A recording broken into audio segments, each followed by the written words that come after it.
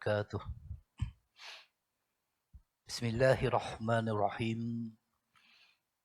Alhamdulillahi rabbil alamin. Wassalatu wassalamu ala asyrafil anbiya'i wal mursalin wa ala alihi wa sahbihi ajma'in. Allahumma salli ala sayyidina Muhammad salatan tukhrijuni min zulumatil wahmi wa tuqrimuni binuril fahmi wa tudihu lima ashkala hatta yufham. Innaka anta ta'lamu wa la a'lam, innaka anta 'alamul ghuyub. Subhanaka la ilma lana illa ma 'allamtana, innaka antal alimul hakim. Rabbi shrah li sadri wa yassir li amri wahlul 'uqdatan min lisani yafqahu qawli.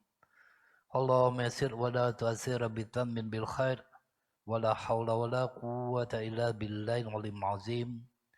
Nawaitu ta'allum wa ta'lim wa tazakkur wa tazkir wa antafa wal istifa'ah wal ifadata wal istifadah wal hasata ala tumasika bi kitabillahi wa sunnati rasulillahi sallallahu alaihi wasallam wa du'a ilal huda wa dalalatu alal khair ibtigha'a wajhillahi wa madhatih wa qurbihi sawabihi subhanahu wa ta'ala, amma ba'.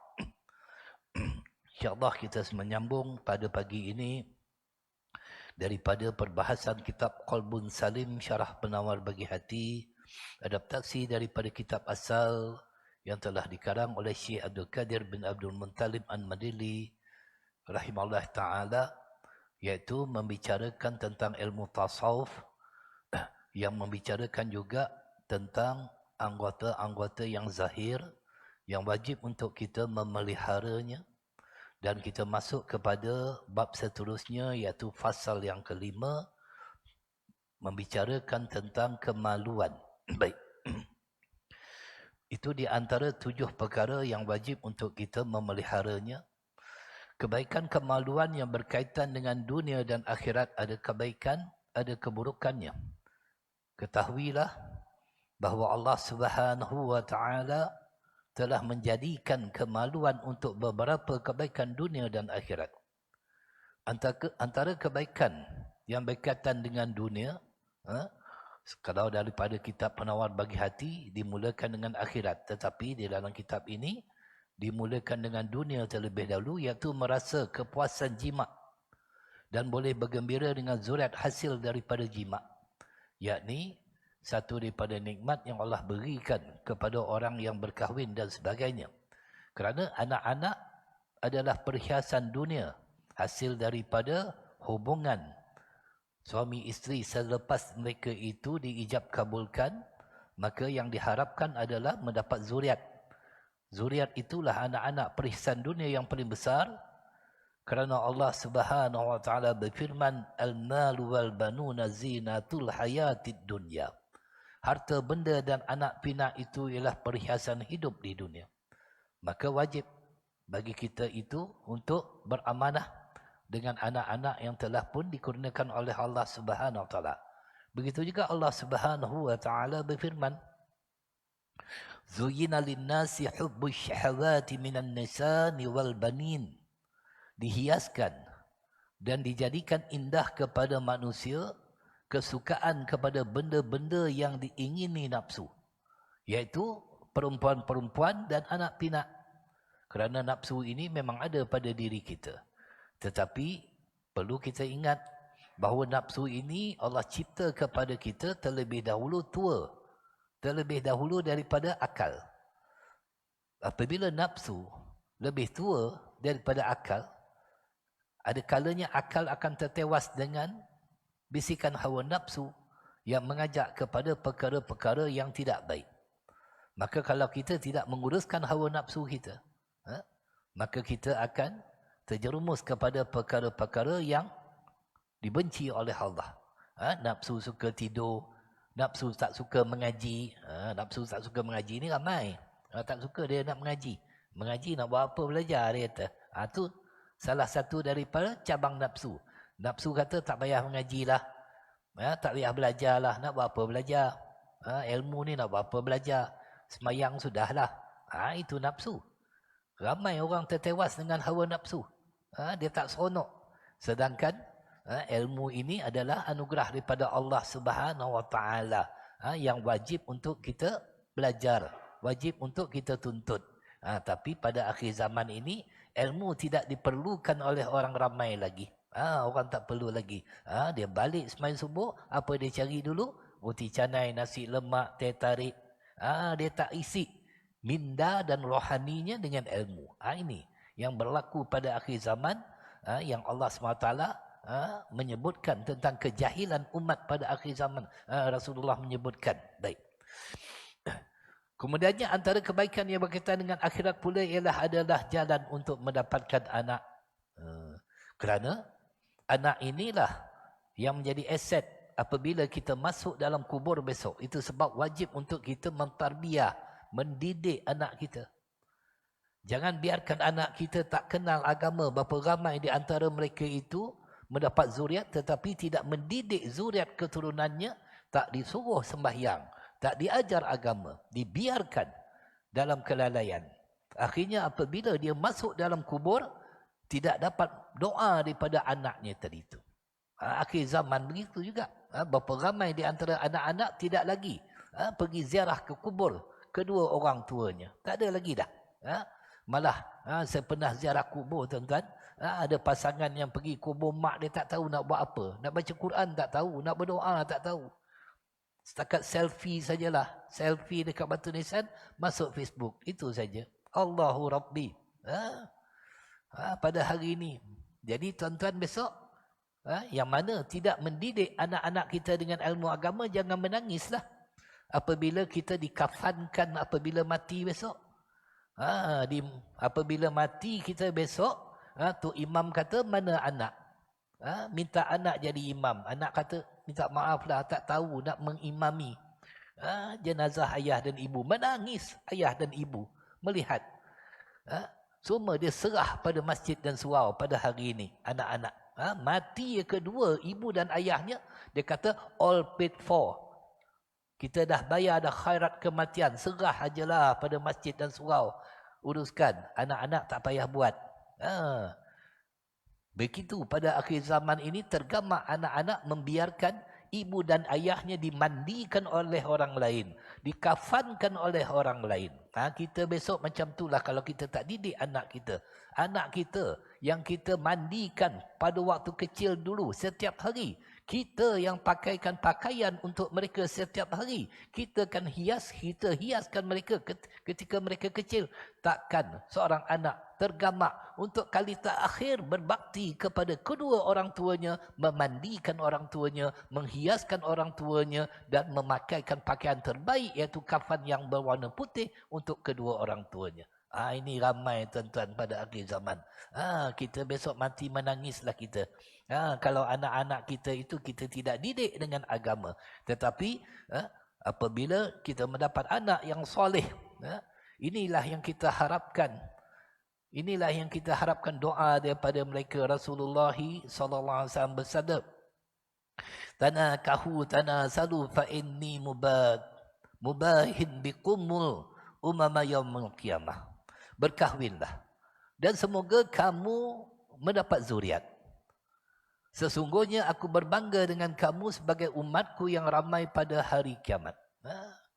Berkahwin itu dengan tujuan untuk mendapat zuriat. Ada orang kahwin tak nak zuriat?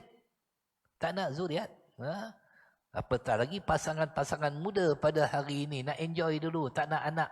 Dia kata, tak nak anak kerana tak yakin dengan rezeki yang Allah kurniakan kepada setiap anak tu. Setiap anak yang lahir ada rezekinya tuan-tuan. Orang-orang dulu ramai anaknya. Saya sendiri pun adik-beradik 13, satu mak tuan-tuan. 13. Hari ni 2 orang yang satu pasang dah cukup dah, ikat perut dah, tak nak dah. Sebab tak yakin dengan rezeki yang Allah kurniakan pada setiap anak. Takut nak anak ramai, takut pada hari ini. Allahu Rabbi. Kerana tak yakin dengan rezeki Allah. Sedangkan Rasulullah berbangga dengan umatnya yang ramai. Begitu juga Rasulullah SAW bersabda, "Iza matabu adaman qata'a amaluhu illa min salasin." Apabila seorang anak Adam meninggal dunia, terputus amal daripadanya, melainkan 3 perkara. Bila kita meninggal, terputus. Sedekatin jariyah. Iaitu, melainkan 3 perkara. Yang pertama sekali, sedekah jariyah ataupun wakaf. Kalau dalam kitab asal, Syekh Abdul Qadir Al-Mandiri menyebutkan sebagai wakaf. Itu sebab kalau ada wakaf-wakaf, wakaf Al-Quran, wakaf telaga, kalau ada orang mendirikan pondok pesantren, kita berwakaf untuk kita mendapatkan di akhirat besok ganjaran pahala. Memberi amal jariah dan sebagainya. Kemudiannya, wa ilmin yanfa'u bihi wa walidin salihin yad'ulah. Kemudiannya, dan ilmu yang diambil manfaat daripadanya. Itu sebab anak kita itu, kalau berilmu, dapat pula mengajar orang dengan amalan-amalan. Apabila dia meninggal dunia, orang beramal dengan amalan yang diajar itu, dia mengalir pahalanya. Ini ilmu penting. Kemudian anak yang soleh yang mendoakannya. Anak yang soleh yang mendoakan kedua orang tuanya. Inilah anak yang berjasa kepada orang tuanya. Tapi kalau macam anak tak semayang, macam mana nak doakan kedua orang tua? Semayang pun tidak. Tak peduli semayang. Nak berdoakan orang tua macam mana? Kalau dia doa pun tidak diterima. Kerana tidak ada tiangnya. Solat itu tiang agama. Tiangnya tak ada. Allahu Rabbi. Berapa ramai. Mereka meninggalkan ibadat solat ini. Tak peduli lagi ibadat solat, tuan-tuan. Masjid kita kosong. Masjid kita kosong. Daripada dikunjungi oleh umat Islam sendiri. Stadium bola penuh. Stadium bola penuh. Konsert rocking. Rooftop penuh. Penuh, tuan-tuan. Allahu Rabbi. Stadium bola penuh. Saya pada hari Selasa lepas, waktu maghrib, jadual pengajian saya di Masjid Al-Syakirin, Puchong Utama. Jadi jalan lalu Max. Punyalah sesak. Saya tak tahu kenapa sesak. Rupanya ramai nak pergi stadium bola, nak tengok perlawanan antara Harimau Malaya melawan Bangladesh.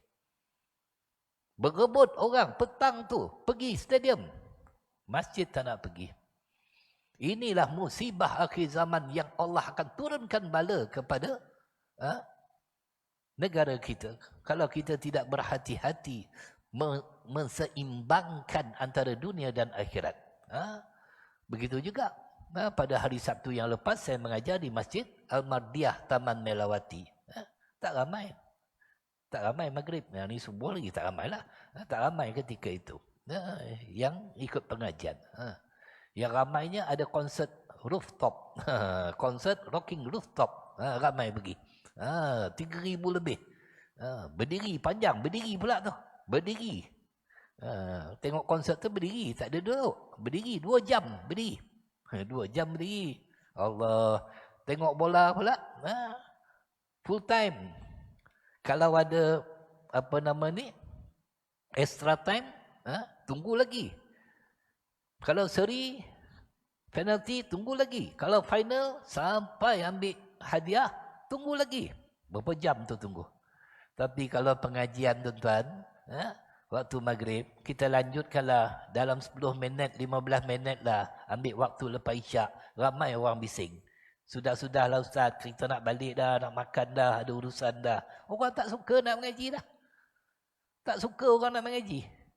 Padahal nak ambil ilmu. Allahu Rabbi, akhir zaman.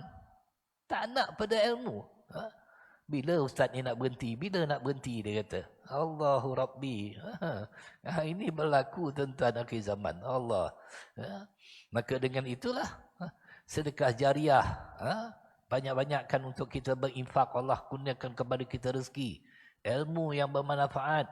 Ajarkan ilmu. Yang pertama sekali, seorang suami wajib untuk mentarbiah, mengajarkan ilmu kepada isteri dan anak-anaknya. Begitu juga seorang ibu. Jangan kita kata, kita bukan ustaz, kita tak payah ajar. Tak boleh. Kena ajar. Baik. Allahumma salli ala sayyidina Muhammad. Dalam riwayat Al-Bahaki daripada Sayyidina Sa'id bin Abu Hilal ditambah takasaru, iaitu tanakahu takasaru tanasalu fa inni mubahin biqumul umama yaumil qiyamah. Berkahwinlah, perbanyakkanlah, dan semoga kamu mendapat zuriat. Ini Rasulullah SAW sangat menyarankan untuk umatnya berkahwin. Malah ada di antara sahabat yang tak nak berkahwin, maka Rasulullah sangat marah ketika itu, kerana telah pun menyalahi sunnah Nabi SAW. Sunnahnya Rasulullah mesti berkahwin. Bukannya sunnah Rasulullah tu kahwin banyak. Ini orang lelaki. Apabila dia nak berpoligami, dia kata sunnah Rasulullah SAW. Itu salah.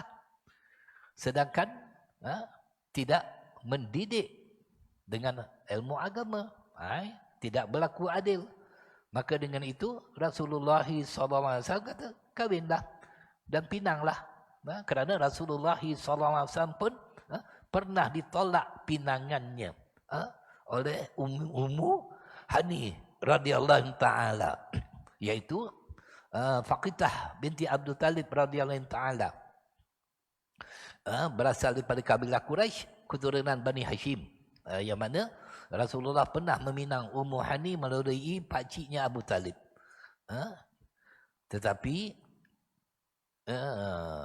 Abu Talib telah pun mengikat perjanjian dengan Habirah bin Abi Wahab, yang terlebih dahulu meminang putrinya Ummu Hani tadi itu. Tetapi suami Ummu Hani itu kekal dengan kekafiran, akhirnya berpisah. Bila berpisah, Rasulullah pinang sekali lagi Ummu Hani.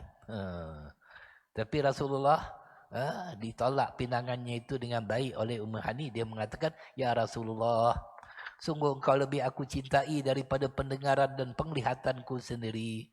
Namun hak suami sangat besar hingga aku merasa takut apabila melayani suami. Hingga aku takut. Kemudian anak-anakku terlantar. Dan jika aku mengurusi anak-anak, aku khawatir hak-hak suamiku tidak dapat kupenuhi. Ini peranan seorang isteri. Hak suami, hak anak. Kadang-kadang dah dapat anak, dia tak perlu dari lagi suami. Ini bahaya. Dia dah dapat anak seorang, dah dapat anak 2 orang, 3 orang, dia sibuk melayan anak, suaminya tidak dilayan. Maka dengan itu, muslimat jangan marah kalau suaminya cari lain. Sebab kamu tak layan. Kamu sibuk layan anak kan. Jadi suami cari lain. Ramai muslimat begitu. Don't take for granted. Perempuan ni kadang-kadang don't take for granted. Dia tengok suami dia baik je. Dia tak layan langsung. Padahal suami itu masih lagi memerlukan layanan seorang isteri. Perlu dilayan. Tidak boleh dibiarkan. Akhirnya suami cari lain. Mulalah ketika itu barulah kelang kabut. Baru nak layan. Baru nak layan. Allah Rabbi. Baik. Dalam hadis daripada Sayyidina Maqib bin Yasar berkata Rasulullah SAW bersabda, tazawwajul wadudal waduda fa inna mukasirun bikumul umam. Kahwinilah wanita yang penyayang. Jangan yang pembengis. Jangan guru silat pula. Teruk kita besok. Yang subur. Jangan yang mandul. Yang subur. Kerana aku berasa bangga dengan memiliki umat yang ramai. Tapi nak buat macam mana? Apabila dia dijodohkan, tiba-tiba isteri itu tidak dapat melahirkan anak. Maka itu takdir daripada Allah Subhanahu wa taala. Baik. Imam Ibn Hajar Al-Asqalani. Kita mendengar nama ulama sebegini kan? Kita tahu, perlu juga kita tahu siapakah Ibn Hajar Al-Asqalani itu, iaitu yang mensyarahkan kitab Sahih Bukhari. Kalau kitab Sahih Muslim disyarahkan oleh Imam Nawawi. Nama dia Ahmad bin Ali bin Muhammad. Dikenali dengan Ibn Hajar Al-Asqalani yang lahir di Mesir pada tahun 773 Hijrah. Kita kena ambil cakna juga tentang sejarah ataupun biodata para ulama. Jangan belajar sejarah hang tuah ya, sejarah mat kilau ya. Sejarah ulama kita tak belajar. Kita belajar sejarah pahlawan-pahlawan Melayu saja. Sedangkan ulama kita tidak peduli. Dia pernah menjadi qadi dan hakim di seluruh Mesir dan bermazhab Syafi'i. Selama lebih kurang 21 tahun. Mengarang 150 kitab dalam pelbagai bidang ilmu. Kitab beliau yang paling terkenal adalah Fathul Bari. Syarah kepada Sahih Bukhari. Dikarang berapa lama? 29 tahun. 29 tahun nak karang Fathul Bari. Hari ini orang buat kitab senang ya. Copy paste. Kemudian binding, jual. Nama, letak nama sendiri. Mana ada. Hari ni orang buat kitab macam tu ya. Lepas tu, carilah royalty ataupun keuntungan daripada jualan tadi tu. Tuan-tuan nak tahu tak kos buat kitab? Tuan-tuan nak tahu tak? Yang tebal macam ni tuan-tuan kos dia. Saya pernah lah berurusan. Dalam RM2.90, RM3.20 macam tu lah. Tapi bila dijual jadi RM40. Kaya tuan-tuan buat kitab ni. Untung. Itu sebab orang suka buat kitab dan untung besar.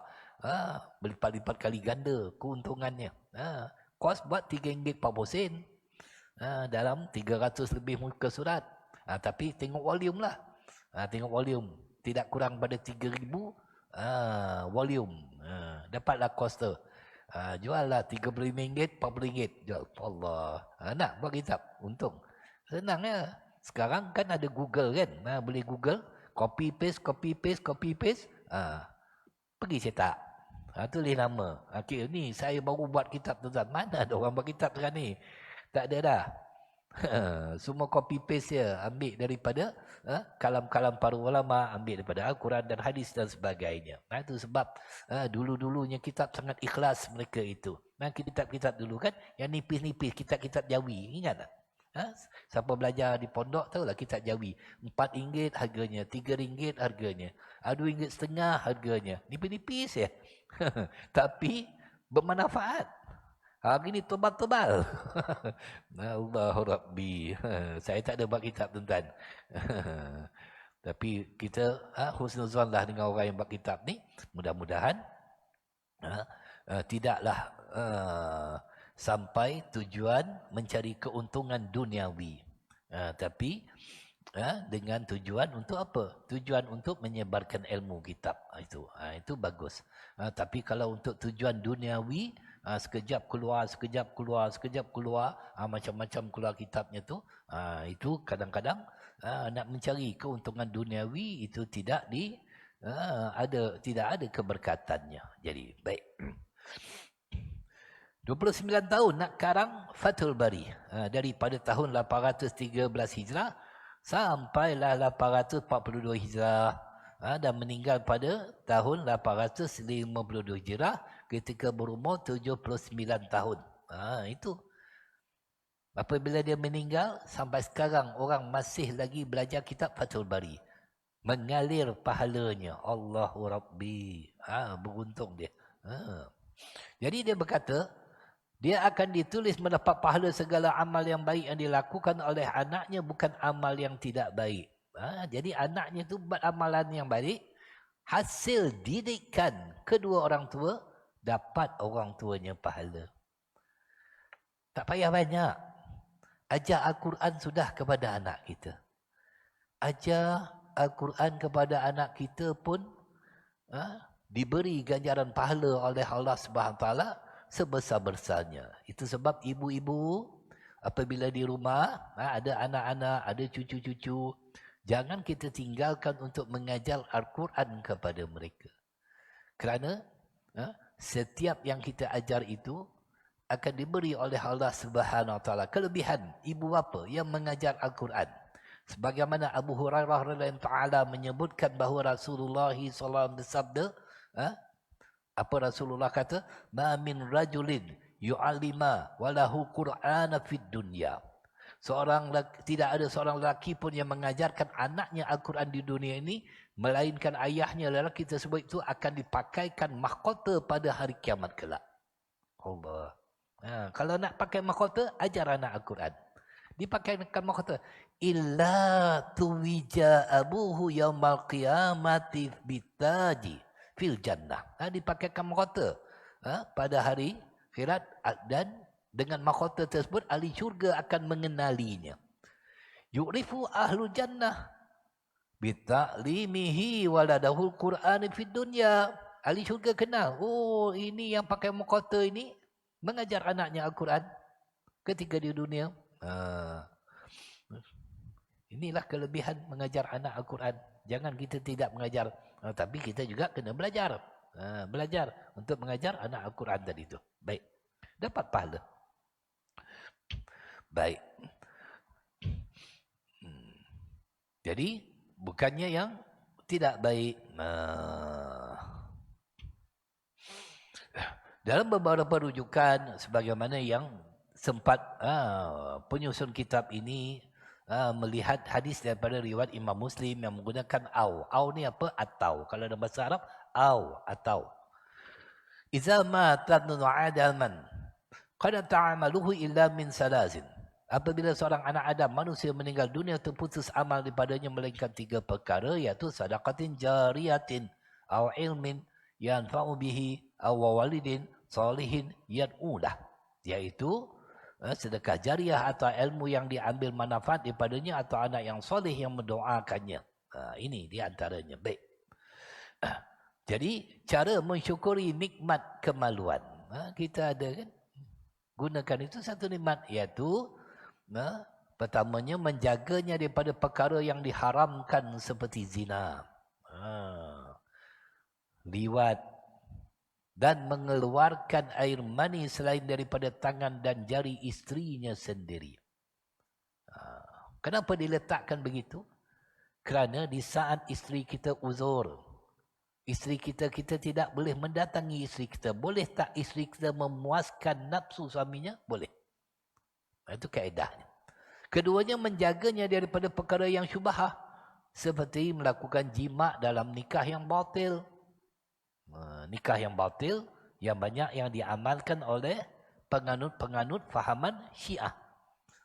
Dengan perkahwinan mut'ah. Kahwin 1 minggu, kahwin 3 hari, kahwin sebulan, tak ada tanggungan. Syiah. Itu sebab ramai anak muda kita terlibat dengan Syiah di universiti-universiti, tuan-tuan. Jangan main-main. Berhati-hati kita, perhatikan anak kita. Kerana mereka menghalalkan pernikahan mut'ah demi menghalalkan zina. Ramai penuntut-penuntut kita yang terlibat. Malah TV kita pun pernah dedahkan wanita-wanita yang pernah nikah mut'ah ini. Allahu Rabbi. Nikah yang batil. Jadi, menjaganya daripada perkara yang syubhah seperti melakukan jima' dalam nikah yang batil, sekiranya dia mengikut pendapat ulama' yang mengatakan nikah itu sah. Ulama' mana? Ulama' Syiah lah. Syiah ini adalah satu ajaran yang sesat. Telah difatwakan. Jika tidak, maka haram melakukan jima', bukan syubhah.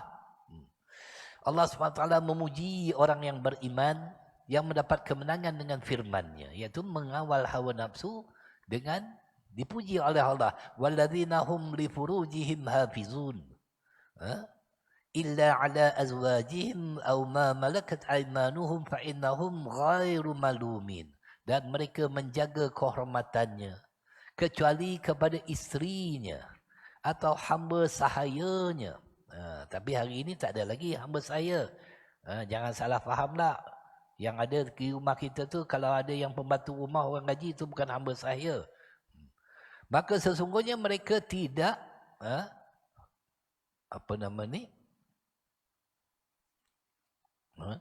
melakukan, tidak tercela oleh Allah Subhanahu Wa Taala. Kerana menjaga kehormatan wanita ini mudah.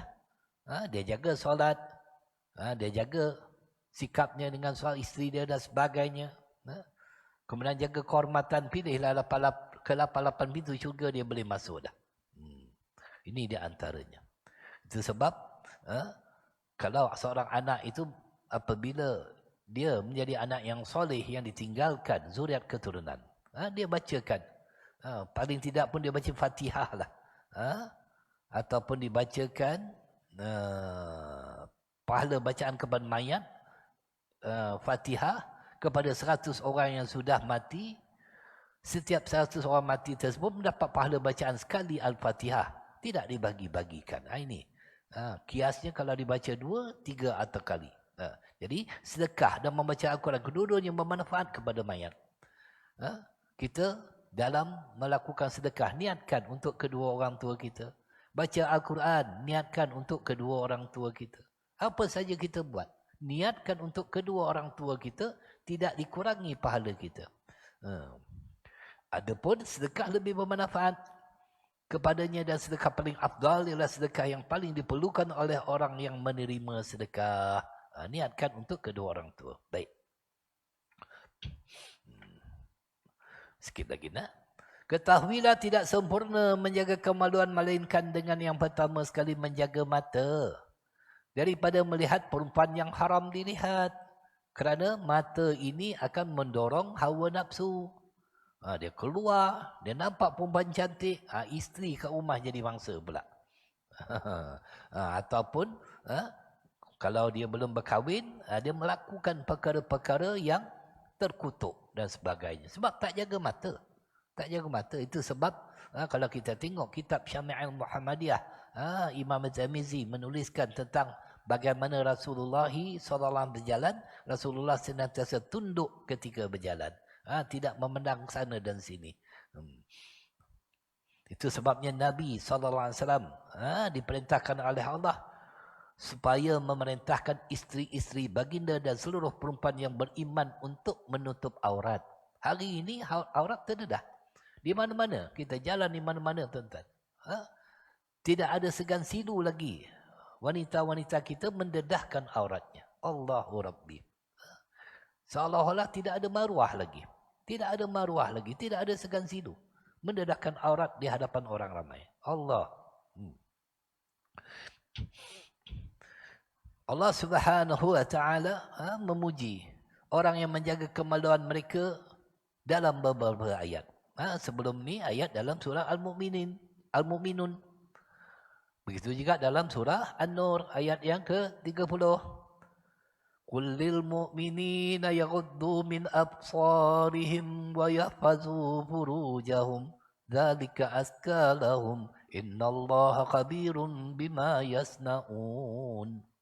Katakanlah wahai Muhammad sallallahu alaihi wasallam kepada orang lelaki yang beriman supaya mereka menyekat pandangan mereka dan memelihara kehormatan mereka. Yang demikian itu lebih suci bagi mereka. Sesungguhnya Allah Maha mengetahui tentang apa yang mereka kerjakan. Lelaki ini kena jagalah pandangan itu. Sebab kalau para ulama di Yaman, malah kalau mereka datang di sini pun, kalau ada kelas yang dihadiri oleh muslimat, dibuat kelas untuk muslimat. Jadi dibuat tabir. Dia tak nak tengok muslimat tadi itu. Mereka jaga warak betul. Warak betul mereka jaga. Baik.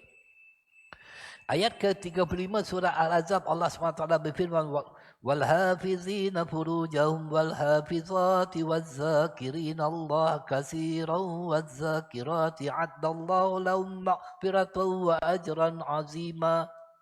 Dan lelaki dan perempuan yang memelihara kehormatan mereka, dan orang lelaki serta orang perempuan yang banyak menyebut nama Allah, Allah akan menyediakan bagi mereka semuanya keampunan dan pahala yang besar. Begitu juga Allah SWT perintahkan yang terakhir, Ya ayyuhan nabiyyu qul li azwajika wa banatika wa nisa'il mu'minina yudnina 'alaihinna min jahabibihin. Dzalika adna an yu'rafna fala yu'zain wa kana Allahu ghafurar rahima. Wahai Nabi, suruhlah isterimu, anak perempuanmu serta wanita-wanita yang beriman agar melabuhkan pakaiannya bagi menutup seluruh tubuh. Jadi wanita melabuhkan pakaian sampai kat dada sini. Jangan pakai tudung singkat. Itu tak tutup aurat. Jangan pakai jubah ketat. Itu tak tutup aurat.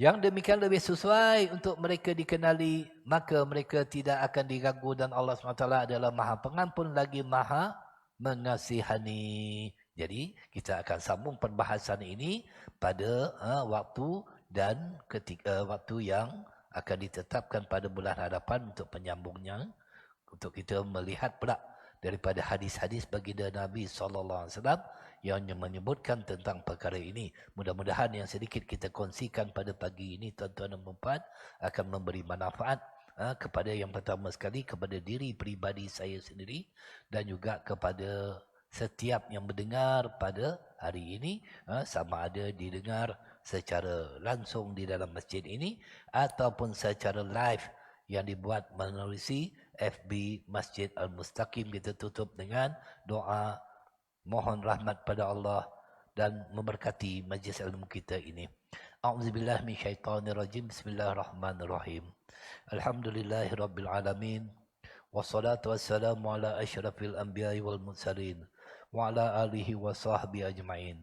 Allahumma jam jam'ana hadza jam'an marhuma wa tafarruqna min ba'dihi tafarruqan ma'suma wa la taj'alnahum fina wa la ma'ana wa la man yatba'una syaqiyya wa la mahruma wa la matruda. Allahumma zidna wa la tanqusna wa'tina wa la tahrimna waqrimna wa la tuhinna wa asirna wa la tu'sir alaina warda 'anna wa'fu 'anna ya Allah. Ya Allah, Ya Allah, Ya Arhamar Rahimin. Ya Allah, jadikanlah pertemuan kami ini pertemuan yang dirahmati. Dan perpisahan kami selepasnya nanti perpisahan yang terpelihara. Dan janganlah Engkau biarkan kami, Ya Allah, apa yang ada pada kami, juga apa yang berserta dengan kami, juga mereka yang bersama dengan kami, mendapat penderitaan dan kegagalan. Ya Allah, berilah kelebihan kepada kami. Jangan Engkau kurangkan. Anugerahkanlah kepada kami, jangan Engkau kecewakan kami. Jangan Engkau hina kami. Panjangkanlah umur kami dalam ketaatan. Janganlah hina kami, Ya Allah. Peliharalah kami. Ampunkanlah segala dosa-dosa kami, Ya Allah. Ya Allah, Ya Allah. Ya Allah, Ya Allah. Wahai yang paling mengasihani daripada segala yang mengasihani. Rabbana atina fid dunya hasanah wa fil akhirati hasanah wa qina azabannar. Sallallahu alaihi wasallam Muhammad wa ala alihi washabihi ajma'in. Walhamdulillahi rabbil alamin. Assalamualaikum warahmatullahi wabarakatuh.